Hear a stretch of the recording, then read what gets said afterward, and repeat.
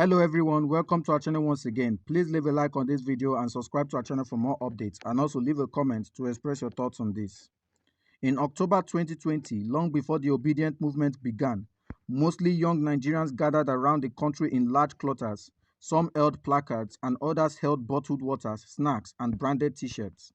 Those with even a modicum of a following on social media went live, transmitting to their followers and fans what was happening on the ground. For days, this went on across the country, with annexes in the UK, France, Canada, and the US. They had been protesting police brutality on social media for years through the hashtag #EndSARS. But in a large mass, they are taking the protest to the streets for the first time. Those protests in October 2020 didn't end police brutality. The activities of the Special Anti-Robbery Squad remain a menace in the country. It culminated with the multiple human rights organizations have described as the Lekki Tollgate massacre of 2020. At the time, it felt like hope was lost. But if the recent presidential election says anything, is that the tragedy from 2020 ignited a political awakening among the youths of Nigeria. Over 48 million of the over 93.5 million registered voters who could have voted in the presidential election on Saturday are youths. Of the over 9.5 million people who registered as new voters between July 2021 and July 2022, over 7 million are between 18 and 34. One thing was clear for young Nigerians: their voices can make a significant impact when they come together. After the watershed over October 2020 event, young Nigerians have begun to realize their power as a significant political bloc without whom elections can't be won. The narrative have been that youths agitating for a better country online does not typically translate to votes during the elections. But this year was different. Young Nigerians were determined to challenge that narrative, and social media will be their tool. They set up targeted advertising on YouTube, held Twitter Spaces, Instagram Live, and Facebook Live, and Clubhouse rooms. The message was clear: register and come out to vote. Many chose to back the candidacy of Peter Gregory Obi, a 61-year-old former governor of Anambra State. He was considered the best of the other leading candidates, APC's Bola Tinubu and PDP's Atiku Abubakar, two wealthy septuagenarian veterans who had been on the political scene for more than 3 decades. People like his frugal attitude and his message about cutting the cost of governance, said Hidayat Hassan, director of the Center for Democracy and Development think tank. INEC chairman Prof. Mahmoud Yakubu announced early Wednesday morning that APC's Bola Tinubu had won the election and is now president-elect. It is important to note that many Nigerians are unhappy with the general conduct of the elections, and the total vote count implies that only under 25 million Nigerians voted from the more than 90 million plus eligible voters. This unhappiness stems from the reports of violence in some polling centers, no elections in others, late uploading of results on the INEC result viewing portal, consistent malfunctioning of the verification machine beavers, and registered voters not receiving their permanent voters card from INEC. Since Nigeria went back to civilian rule at the turn of the century, the politician Bola Ahmed Tinubu, who was Lagos governor in 1999, has allegedly held a firm grasp on the state. Over the years, through 2 decades of election cycles, only Tinubu-endorsed candidates have won Lagos, but on Saturday, that changed. For the first time in 2 decades, a candidate endorsed by Tinubu lost Lagos during an election.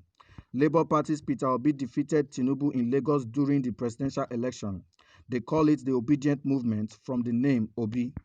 Riding the wave of the #EndSARS movement and the Obidient movement that it birthed, the moment in history outlines how young people have begun to consolidate power using social media, but more importantly, taking their fight off social media to build a grassroots network of supporters and allies alike.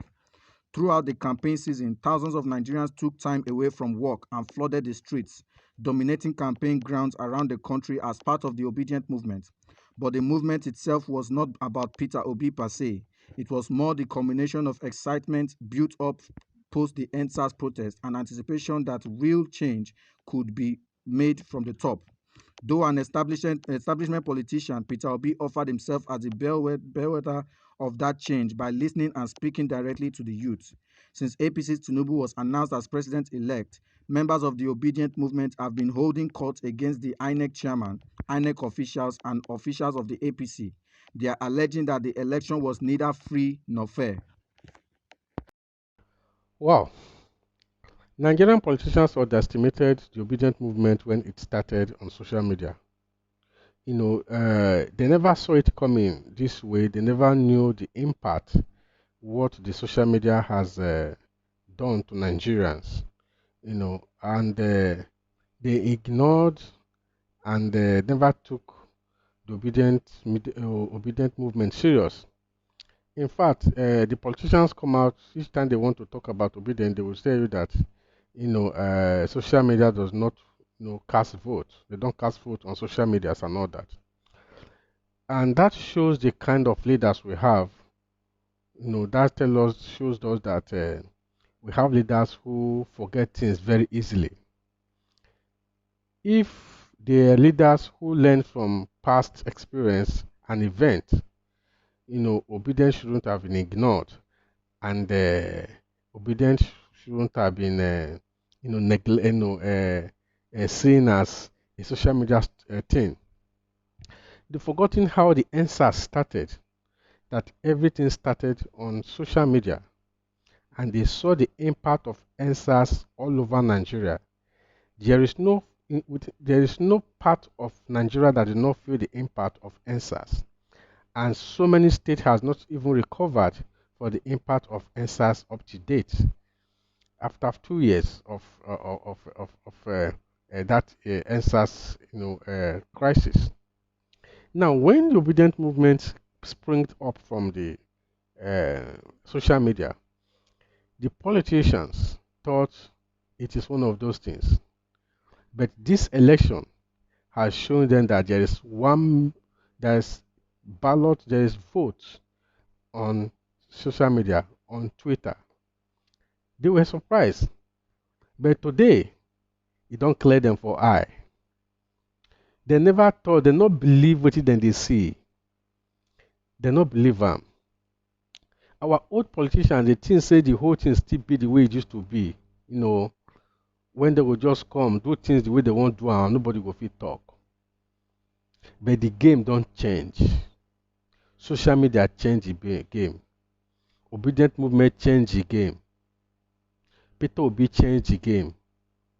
And today I want to believe that the politicians want to, try as much as possible to get into the strategy, using social media to do their things. But unfortunately, it's too late for them because this is not their way, it's not their thing. I'm so happy with the result and the result that has come through social media and obedient movement. This has never happened in the history of Nigeria.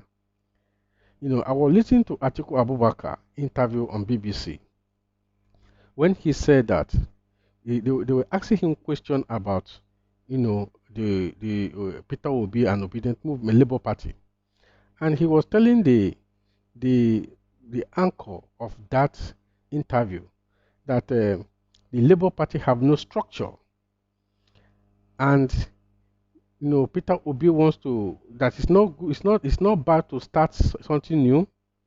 That if you want to start something new, you shouldn't start from the top. But funny enough, in this general election, yeah, it don't clear am for eye, it don't clear am for eye. Saying, man, these guys are out to rule, and now is the turn of the youth. That is just it. Thank you for tuning in.